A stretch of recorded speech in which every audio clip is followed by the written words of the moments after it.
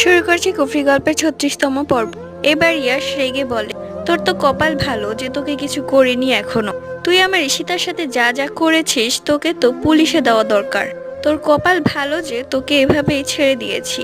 Next টাইমে আমাদের সামনে আসবি না, নয়তো তোর এমন অবস্থা করব যা তুই কল্পনাও করতে পারবি না। এরপর ঈশিতা এবং ইয়াশ সেখান থেকে উঠে চলে যায়। এই কথাগুলো আদির অনেক মাইন্ডে লাগে। আদি রেগে ফুসফুস করতে করতে বাড়ি চলে যায় এবং মাকে গিয়ে বলে, তোমাদের ভোলা ভালা ঈশিতা যেন কিচ্ছু জানে না। আমাদেরকে বলেছে ওর আশিক নাকি মারা গেছে, কিন্তু এখন আমি দেখে আসলাম ওর আশিককে নিয়ে রেস্টুরেন্টে বসে খাবার খাচ্ছে। তোমরা বুঝতে পারছো ও কেন আমাকে ডিভোর্স দিয়েছে? তোমরা শুধু শুধু আমার জীবনটা নষ্ট করেছো।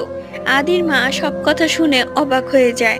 অন্যদিকে ঈশিতা ও ইয়াসের মধ্যে অনেক ভাব, দুইজন দুজনকে ছাড়া বাঁচতে পারবে না এবং দুইজন দুজনকে খুব ভালোবাসে। পরবর্তী গল্প।